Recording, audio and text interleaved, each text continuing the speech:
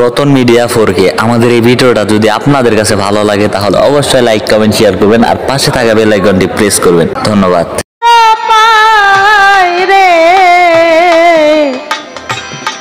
নয়ন জলে নবী ভেসে যায় কাফেরদের অত্যাচারে নবী পয়গম্বরে বলে একদিন মোদের যাইতে হবে এই মক্কা নগর ছেড়ে যাই নবীজি পিছন দিকে ফিরা ফিরা যায় রে নয়ন জলে নবী বুক ভেসে যায়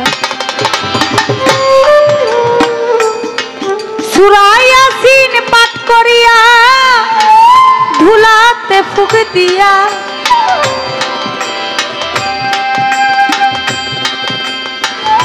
যাই নবীজি সামনে দিয়া ধুলাতে ফুঁক দিয়া কাফেরের সামনে দিয়া যাই নবীজি কাফেররা দেখিতে না পায় রে নয়ন জলে নবীর বুক ভেসে যায়। এটা ছিল আমার দয়াল নবী হযরত মুহাম্মদ সাল্লাল্লাহু আলাইহি সাল্লামের মালাকি ভাব। এই মালাকি ভাব সবাই দেখতে পারে না, সবাই বুঝতে পারে না, একমাত্র পীর ওলি আউলিয়া ছাড়া। এই মালাকি ভাবটা একমাত্র ওলি পয়গম্বরের মধ্যেই আছে আর ওলি আল্লাহর মধ্যেই আছে, যেটা আপনার সামনে দিয়ে যাবে আপনি বুঝবেন না। আপনার বাড়িতে যখন যদি কখনো কুকুর আসে আপনি কিছু দিতে না পারেন আপনি তাকে মেরে খেদাবেন না, কারণ আপনাকে পরীক্ষা করার জন্য তো আসতে পারে আপনার দয়া, আপনার গুরু। কে কখন আসে আপনি কি বুঝতে পারেন? বুঝতে পারবেন? ভিক্ষুক রূপে কে কখন আসে?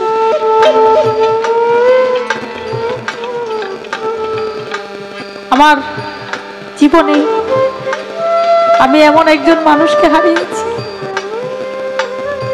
যেটা আমি বলে আপনাদেরকে বোঝাতে পারবো না। আমি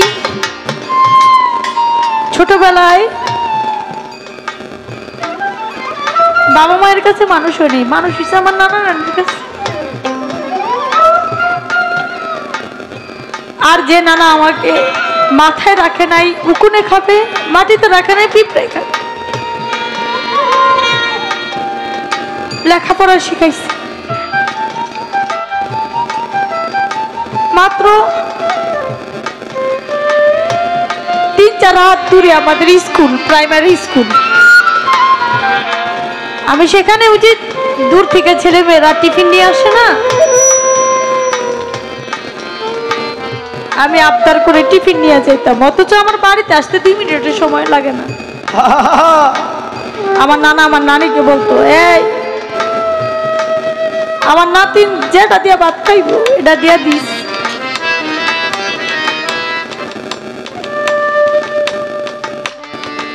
আমার নানার কোনো সামর্থ্য ছিল না আমার ঈদের দিন একটা পোশাক পরাবে, কিন্তু আমি বলেছিলাম যে আমারে এই জামাটা আমারে কিনা দিতে হইব। আমার নানা আমারে কিনা দিছে। আজকে সেই নানা অনেক দূরে,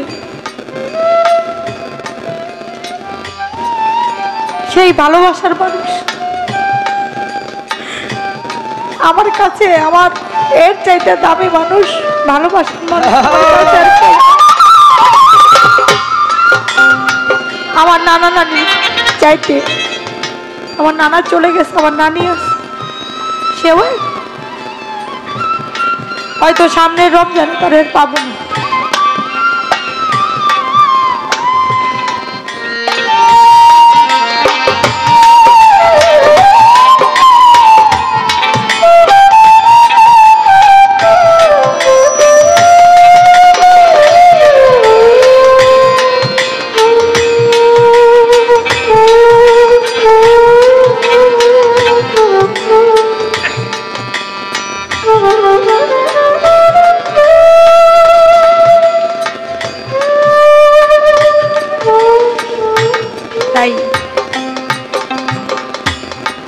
ভালোবাসার মানুষ, যার যার পীর মুর্শিদ, বাবা মা,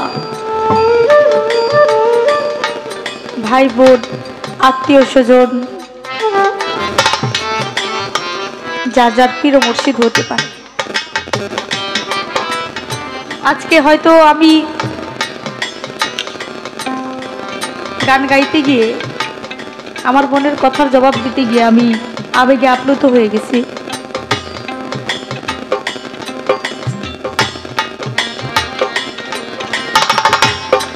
তবে আমি বিশ্বাস করি আমার নবীর আহলে বায়াতের বংশধর যারা, আজকে এখানে আসার পরে আমার বাসার ভাই বলেছেন আমার রশিদ চাঁদের একজন ভক্ত আছে যে বাসর সাজায় বসে থাকে, তার নামটা যদি আমি ভুলে গেছি, আমিও ছিলাম আমার বোনও ছিল, যে প্রতিনিয়ত সে বাসর সাজায় এখনো বসে থাকে। কোনোদিন যদি কখনো যদি তার গুরু চলে আসে, এটা তো একজন ভক্তের জন্য অনেক কিছু।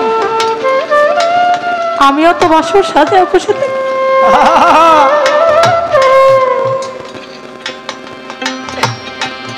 আমার প্রাণের বান্ধব, কখন ভাবি তুমি আমার